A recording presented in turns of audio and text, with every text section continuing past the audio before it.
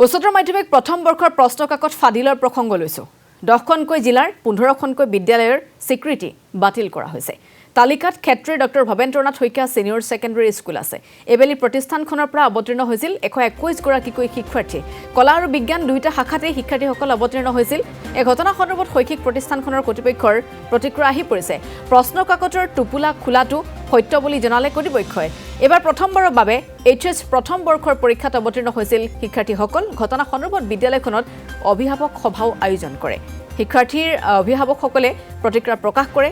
উল্লেখযোগ্য শিক্ষা বিভাগে বাতিল কৰিছে উচ্চতৰ মাধ্যমিকৰ প্ৰথম বৰ্ষৰ হে চূড়ান্ত পৰীক্ষা তাৰ পাছতে যিকেইখন বিদ্যালয়ৰ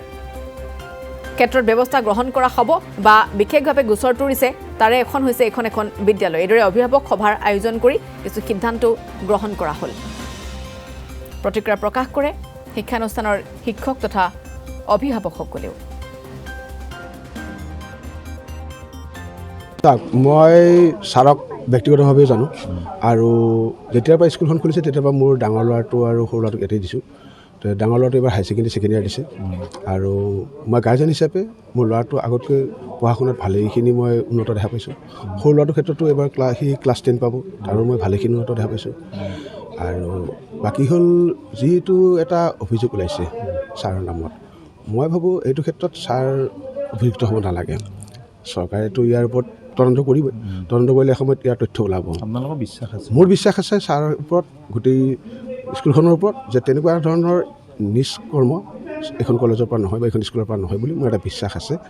আৰু মোৰ নহয় মোৰ বিশ্বাস গোটেই খেতিবাসীৰে বিশ্বাস আছে এই বিষয়টোৰ সন্দৰ্ভত আজি আপোনালোকৰ আগত যিখিনি আমাৰ ওপৰত অভিযোগ উত্থাপিত হৈছে সেই প্ৰসংগত কথাটো পাতিবৰ কাৰণে আপোনালোকক আজি ইয়াত আমন্ত্ৰণ কৰি আনিছোঁ একচুৱেলি কথাটো মই কৈ দিওঁ পৰীক্ষাটো আছিলে আপোনাৰ মেথামেটিক্সৰ 21 তাৰিখে আছিলে পেপাৰ যি পৰীক্ষাটো যেতিয়া কেনচেল হোৱা নটিফিকেশ্যন আহিছে অলমষ্ট মই 1-1:30 বজাত নটিফিকেশ্যনটো পাইছোঁ পোৱাৰ পিছত মই ভাবিলোঁ যে এইবাৰ নতুনকৈ কুৱেশ্যন পেপাৰৰ পেটাৰ্ণটো চেঞ্জ কৰিছে তো নটিফিকেশ্যনটো পোৱাৰ পিছত মই ভাবিলোঁ যে কুৱেশ্যন পেপাৰটোনো কেনেকুৱা আহিছে এবাৰ খুলি পেলাই চাওঁ আৰু এইবাৰ প্ৰথমবাৰৰ কাৰণে আমি আমাৰ ফাৰ্ষ্ট ইয়াৰৰ এক্সাম পাতাৰ পাৰ্মিশ্যনটো পাইছিলোঁ চ' আমাৰ ইমান এটা অভিজ্ঞতাও নাই চ' সেইটো কাৰণে মই এইটো কনফেছ কৰিছোঁ যে চিলটো মই খুলি পেলাই কুৱেশ্যন পেপাৰখন চাইছোঁ কিন্তু আমি কুৱেশ্যন পেপাৰটো ফাদিল কৰা নাই এনেই আমাৰ যিটো নটিফিকেশ্যন দিয়া থাকে বৰ্ডে যিটো নটিফিকেশ্যন দিয়ে তেওঁলোকে পৰীক্ষা ষ্টাৰ্ট হোৱা আধা ঘণ্টা বা 1 ঘণ্টা আগত আমাৰ চিলটো খুলিবৰ কাৰণে অনুমতি দিয়ে কিন্তু পৰীক্ষা যিহেতুকে কেনচেল হোৱা বুলি আমি নটিফিকেশ্যনটো পালোঁ আমি ভাবিলোঁ যে কুৱেশ্যন পেপাৰখিনি আমি এনেই একবাৰ ওপৰে চাই লওঁ যে কেনেকুৱা পেটাৰ্ণত নতুনকৈ কুৱেশ্যন পেপাৰটো আহিছে আমি বিশেষকৈ মই ইমান এক্সপিৰিয়েঞ্চ নহয় পৰীক্ষা চলোৱা প্ৰসংগত কাৰণ কিয় আমি এইবাৰ নতুনকৈ এক্সামিনেশ্যন চেণ্টাৰটো পাইছোঁ ফাৰ্ষ্ট ইয়াৰ আৰু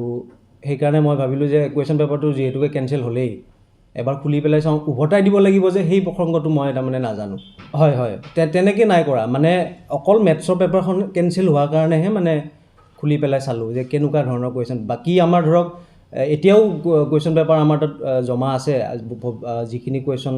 পৰীক্ষা হ'বলগীয়া আছিলে সেইখিনি এতিয়াও আমাৰ তাত চিলে আছে